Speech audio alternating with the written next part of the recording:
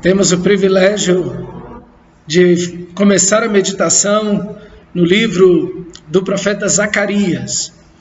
Geralmente, quando nós estamos diante de um texto muito conhecido, a nossa atitude, na maioria das vezes, é passarmos por cima do texto como se ele já não tivesse mais nada para nos entregar e nos fornecer. E muitas vezes tratamos esses textos que conhecemos de memória com uma certa displicência, o que é um erro.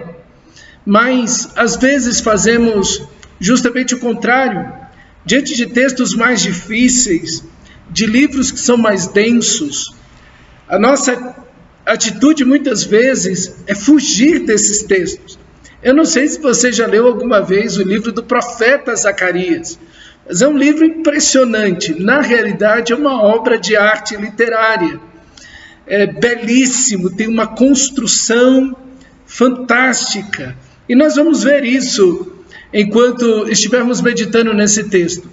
E eu te encorajo, meu irmão, a que você se entregue durante essas próximas semanas à meditação desse texto, à leitura desse texto, a ver os princípios ali contidos. De fato, um livro surpreendente está diante de nós. E como toda vez eu faço, eu entrego a você uma introdução do livro para que você possa estar mais ambientado diante do texto que você vai meditar. Então, para colocar você no ponto histórico desse livro, ele se encontra no mesmo período que o livro do profeta Ageu. É o mesmo contexto. Nós acabamos de fazer o livro do profeta Ageu, então vai ficar mais fácil de você entender o contexto de Zacarias. Eles são contemporâneos, eles estão na mesma cidade, no mesmo momento histórico, passando as mesmas situações e desejando as mesmas coisas, têm o mesmo propósito de vida. Então, estudar Ageu e Zacarias é algo muito natural. Eles são companheiros de ministério. Jerusalém, lembre-se, é uma cidade devastada pela guerra, pela fome, pela violência e pela miséria.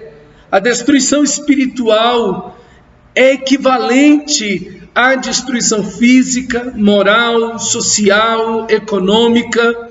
Chegar naquela cidade e ver tudo queimado e destruído e começar a reconstruir suas casas, os prédios, e não apenas isso, existe uma construção que é, aos olhos de Deus, prioritária acima de todas, porque se o templo não for reconstruído, e justamente foi aonde Israel caiu, quando abandonou o Senhor, quando deixou o Senhor da glória, quando abandonou sua palavra, o culto, a oração, a adoração, e daí veio toda a derrocada da nação de Israel, quando abandonaram o Senhor, e eles tinham que olhar para trás agora e ver que o pecado de seus pais foi justamente esse. Não poderiam eles cair no mesmo pecado, e justamente onde a nação foi destruída, isso é, por ter abandonado a Deus, agora a nação precisa ser edificada, voltar ao ponto da queda e se arrepender e dizer: nunca deveríamos ter negligenciado o Senhor, a sua palavra, o culto, os nossos dízimos e ofertas, a nossa fidelidade a Deus, a fidelidade ao Senhor da glória. Então agora eles precisam voltar a esse ponto e restabelecer o culto, e todos esses elementos eram realizados no culto: o louvor, a adoração, sacrifícios, a meditação nas Escrituras, os cânticos de louvor ao Senhor. Tudo isso era feito no culto, e o templo simbolizava, lembra no livro de Ageu, essas 5 coisas, o templo era sinal desses 5 elementos, que a aliança de Deus estava de pé. Deus, o Deus da aliança com Abraão, essa aliança está de pé. A presença de Deus, Deus está de novo conosco. A glória de Deus tinha ido embora no livro de Ezequiel, mas a glória de Deus retorna sobre o seu povo, sua misericórdia está de pé. E esse Deus glorioso e misericordioso quer ter comunhão com o seu povo. É o terceiro sinal do templo, um relacionamento, mas um relacionamento vivo. Lembra no livro de Ageu? Eu não quero que vocês fiquem colocando simplesmente pedra sobre pedra nesse templo. Eu não chamei vocês para simplesmente edificarem um lugar. Eu quero ter um relacionamento vivo com vocês, um relacionamento de amor, de uma espiritualidade saudável. Porque, e aí está o quarto sinal, o Messias vem. O pastor de Israel vem.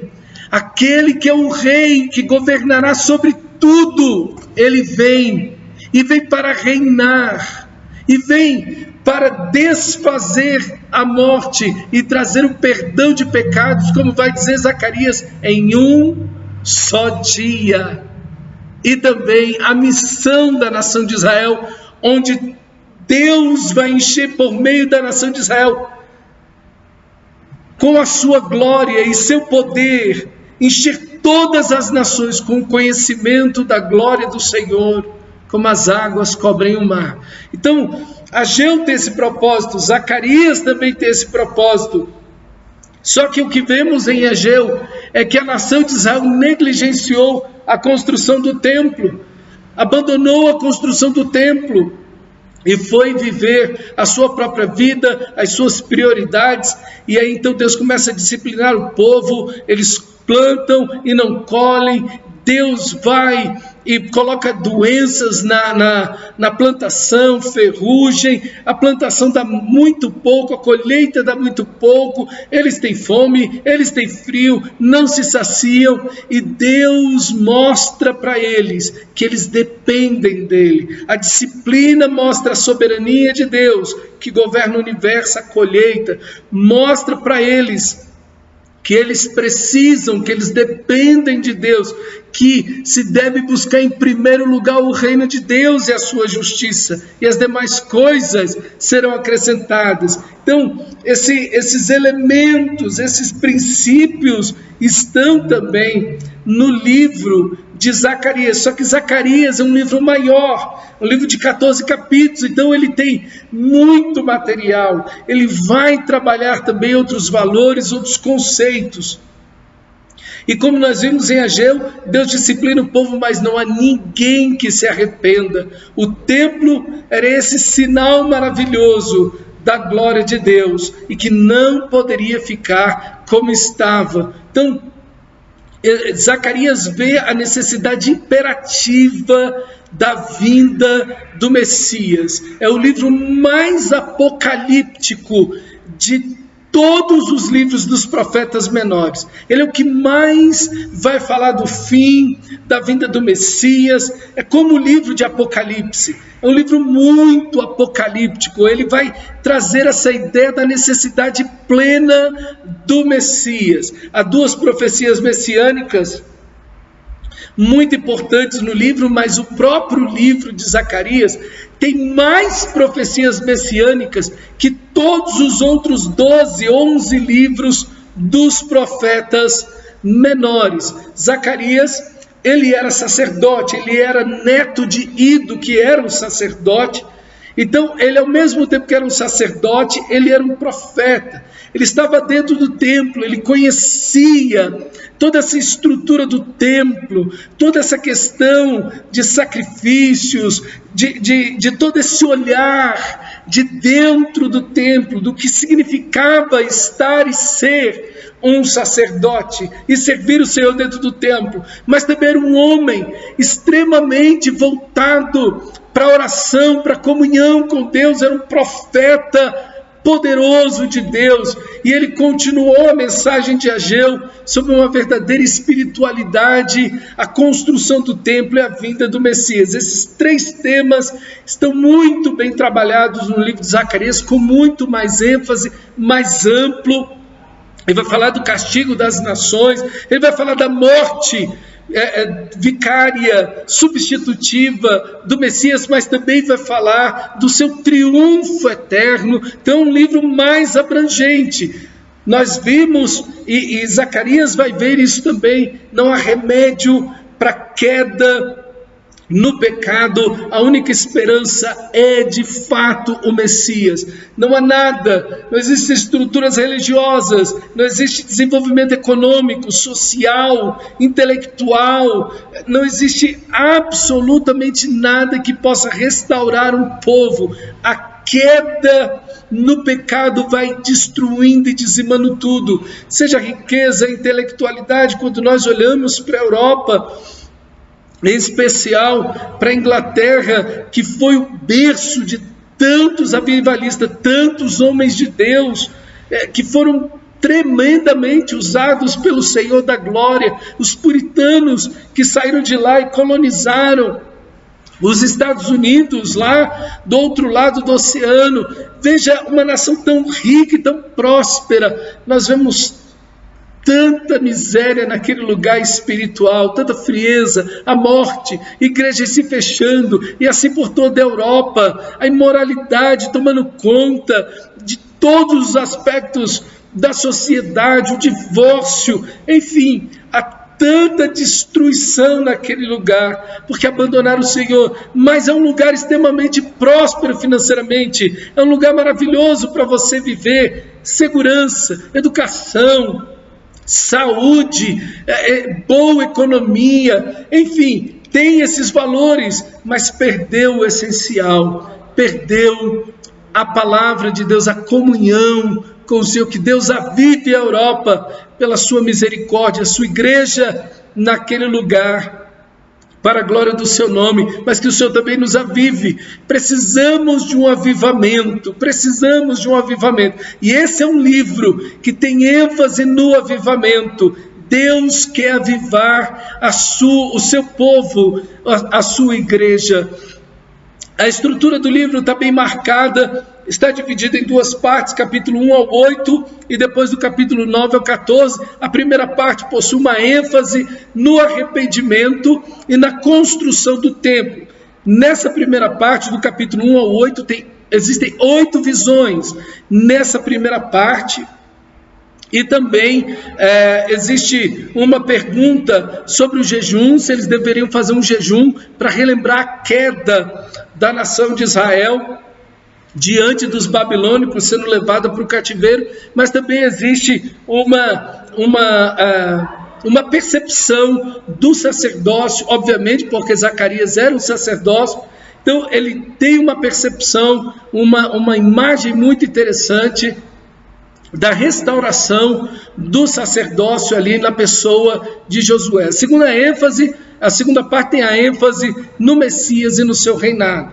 Então essas duas partes do texto estão aí muito bem delineadas, mas é muito preciosa a estrutura concêntrica do livro. É uma joia literária, é uma construção muito bem elaborada. Não é uma coisa simplesmente que você atira palavras escrevendo de uma forma qualquer, não. Ele faz uso dessa estrutura concêntrica, também chamado de quiásmica ou quiasmo, que a imagem, o tema central, a mensagem central está no meio da mensagem e não no fim dela ou no começo, mas tudo se encontra. O que é dito em cima é dito embaixo, e assim vai até encontrar o centro. Isso é um quiasmo, isso é uma estrutura concêntrica. Essas partes, elas vão falando de formas diferentes, mas vão falando a mesma coisa até chegar ao centro de tudo. Então é um livro todo estruturado assim. É uma pérola, é uma joia, é uma beleza. Esse livro é belíssimo nessa estrutura e na sua mensagem. Para terminarmos os propósitos do livro de Zacarias, podemos dizer que são 5. O primeiro é o avivamento de um povo apático.